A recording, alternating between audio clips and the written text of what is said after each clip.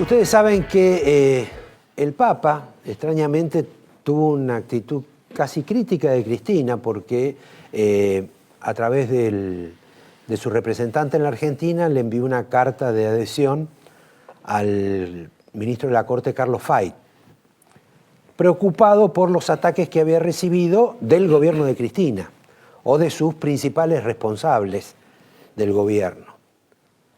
Carta que recibió Fay y que hoy Fay contestó. Pero antes que el Papa, el que escribió sobre Fay fue el señor que tenemos acá adelante, fiscal de la Nación, Germán Moldes, que salió a defender a Fay, creo que por razones de edad, no por otras cuestiones. En defensa propia, pero en realidad no salí a hablar sobre Fay, salí a hablar sobre Sófocles, o sea, Fay era una excusa nada más para llegar a Sófocles. Realmente lo que me pareció indignante, hace muchos años que yo no veo al doctor Fay, con quien tampoco tengo una relación cercana, o sea, lo conocí circunstancialmente y por una cuestión funcional a raíz de un recurso que estaba en mi organismo en una causa en la que él era parte, hace como 15 años. Así que no tengo ningún dato cercano ni actualizado sobre cuál es su estado de salud ni su condición general.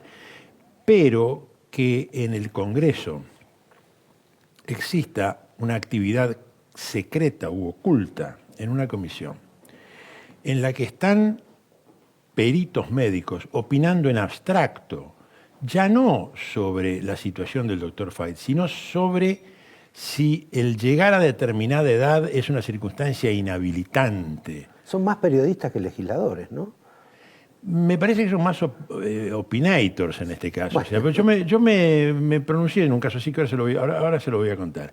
Pero digo, esto fue lo que me pareció indignante y entonces por eso saqué a colación esta anécdota de Sófocles, que era que teniendo 90 años fue llevado a los tribunales por un hijo suyo que aducía que por su estado de demencia senil no podía administrar su patrimonio y Sófocles, en lugar de arguir una defensa jurídica o designar abogado, simplemente se puso a leer los versos de la tragedia en la que estaba trabajando, que era Edipo en Colono, su última obra a los 90 años, y claro, son unos versos bellísimos, es una tragedia hermosa, y entonces los jueces lo absolvieron, o sea, desestimaron la denuncia. Es que cuando estamos viejos nos ponemos mejor, ¿no?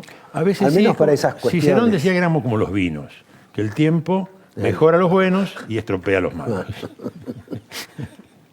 Bueno, después de todo este paso griego que hemos tenido... Griego y romano, sí. Hay algunos que entienden que el gobierno de Cristina, en alguna medida, y en la eventual continuidad que va a tener, es como que ha armado una especie de gran complot o conspiración para protegerse.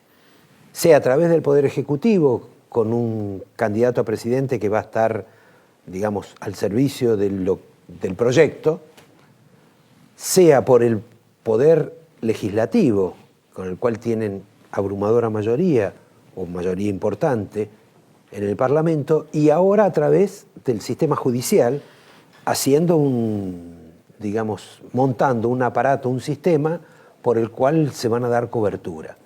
¿Vos lo ves del mismo modo? ¿Vos estás en contra del tema de la justicia acá? Lo has dicho. Y quisiera saber cuál es el grado de verosimilitud de lo que uno está... Me toca opinar sobre la tercera de estos supuestos que vos acabás de enumerar. No son supuestos. No, digo del Poder Ejecutivo, del Poder Legislativo y del Poder Judicial. Me toca opinar sobre esta tercera faceta.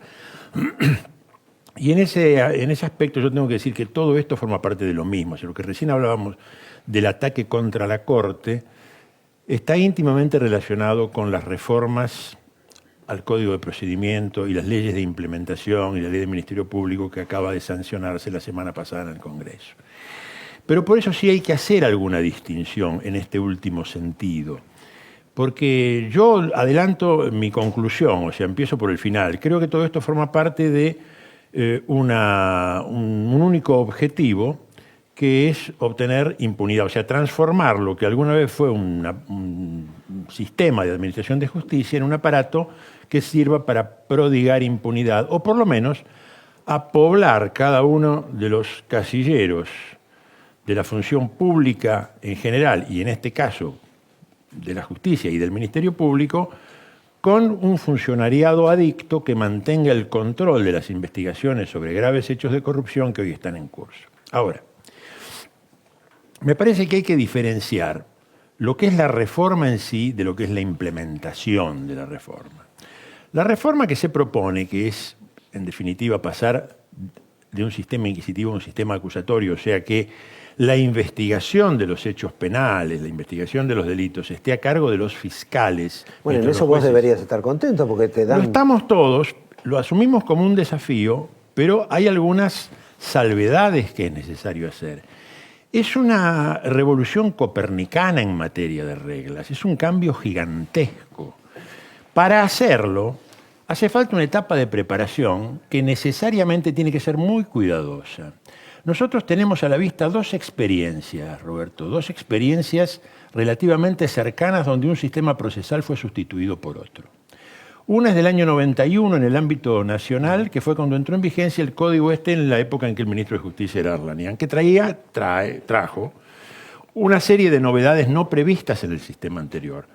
Que la sentencia fuera dictada por un tribunal oral colegiado por 3 jueces, la existencia de un tribunal de casación, o sea, otro sistema que inclusive hasta esboza una entrada en una tentativa de lo acusatorio con la delegación que los jueces pueden hacer de la investigación en manos de los fiscales, que también fue un fracaso. Si después tenemos un par de minutos, te lo explico.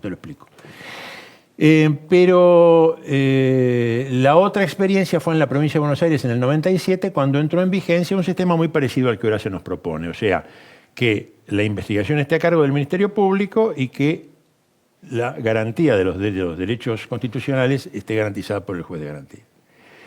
Esto es el sistema, digamos, que en alguna medida rige en Estados Unidos. Sí, y en muchas provincias argentinas. Pero acabo de individualizar dos situaciones en las que vimos que un sistema procesal es sustituido por otro bien distinto. En ambos casos esto derivó en impunidad.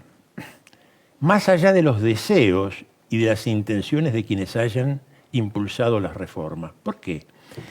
Porque lo que sucede es que las causas que tramitan por el antiguo sistema, por aquel código viejo que ahora es sustituido por este nuevo, se concentran en unas pocas oficinas. Quedan 3 o 4 juzgados que atienden las causas que todavía son el remanente, son la rémora de aquel sistema que se está dejando de utilizar. Mientras que lo que es la totalidad del espectro de los juzgados y las fiscalías de ese distrito judicial se dedican a juzgar las causas que entran por el sistema nuevo. Necesariamente las anteriores se amontonan en montañas hasta el techo y prescriben. Y se congelan. Y prescriben. Es decir, si no hay... Perdón, en este momento también da la impresión de que hubo una suerte de tregua en el cual no hay mucho movimiento en materia judicial. Ningún movimiento. O sea que, digamos, hay como una complicidad por parte del Poder Judicial. Ningún movimiento. Yo al decir ningún movimiento, te digo ningún movimiento en el tema de que hoy, afortunadamente, desde hace un mes atrás, un mes y medio, la política dejó de pasar por Comodoro Pi, la política tomó otros caminos. O sea, hoy los tribunales se dedican a lo que se tienen que dedicar porque el interés de lo político pasó a otras esferas, la proximidad de las elecciones, etcétera, etcétera. Ahora, para evitar que esas cosas ocurran, es necesario un periodo de adaptación, de preparación, un periodo de capacitación que no se está dando. Fíjate una cosa, hay una transferencia de los roles. Nosotros, como fiscales, hasta acá, hemos sido educados para ser tábanos, no abejas. Es decir, nosotros estamos para aguijonear, vamos a seguir con los griegos, vamos a decirlo socráticamente, para aguijonear al noble bruto y mantenerlo despierto. O sea, el momento en que a los jueces les parece esta es la solución fácil, ahí aparecemos nosotros y decimos, no, así no es. Es decir, estamos para objetar, estamos para desconfiar, estamos para sospechar. Esa es nuestra misión. Para jorobar. En consecuencia, por eso somos tan antipáticos y tan molestos. Porque en la justicia federal, donde se están tramitando ahora, antes y siempre... Te voy a decir que hay algunos que no son tan molestos para el gobierno. Bueno. Hubo causas, por lo menos, que uno ha visto que de tábano no tuvieron nada.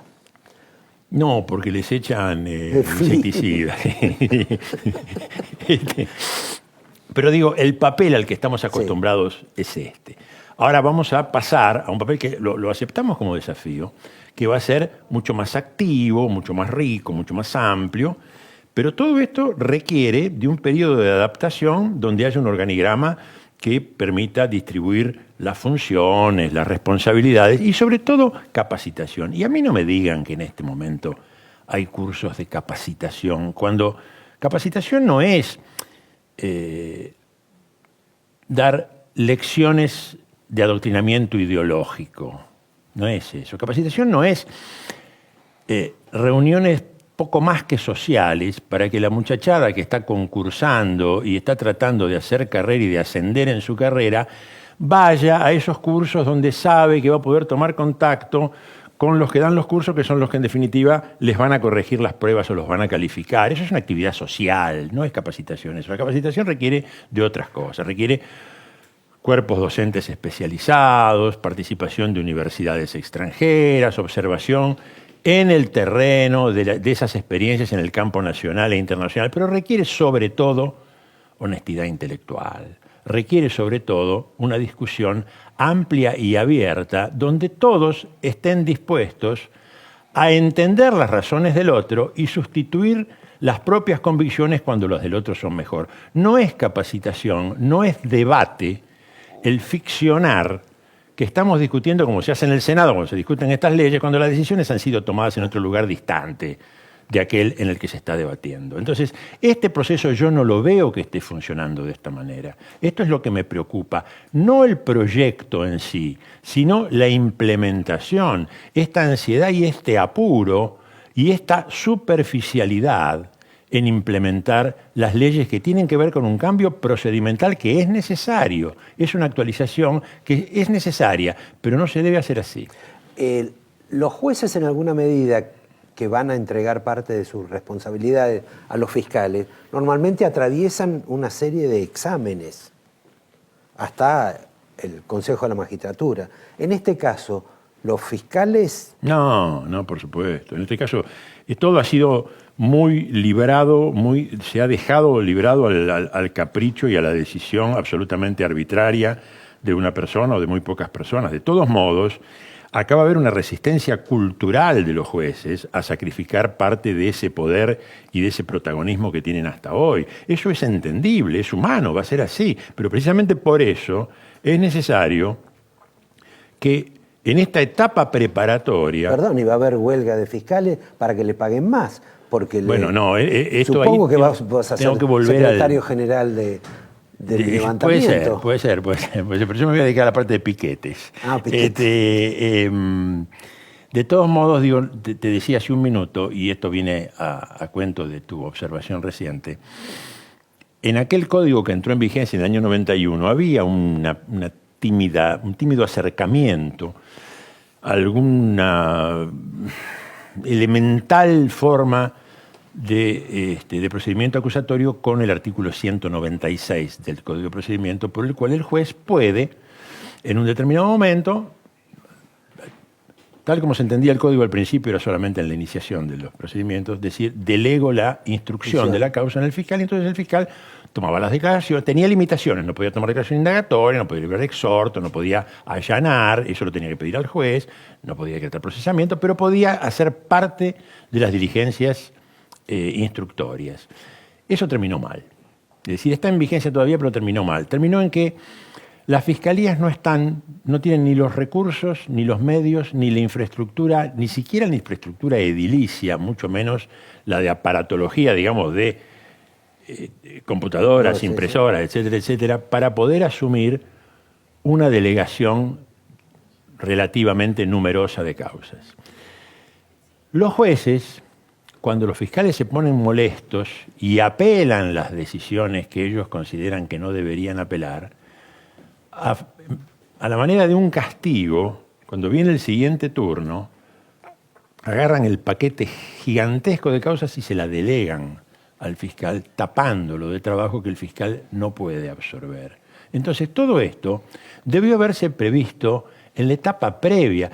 Fíjate una cosa, yo recién mencioné la reforma del procedimiento penal de la provincia de Buenos Aires de 1997, donde entró en vigencia un sistema muy similar a este que ahora se quiere imponer acá. En estos años, desde el 97 hasta acá, ¿vos sabés cuántas reformas tuvo ese código de procedimiento? Ni idea. 174. Eso quiere decir 174 reformas, 174 modificaciones.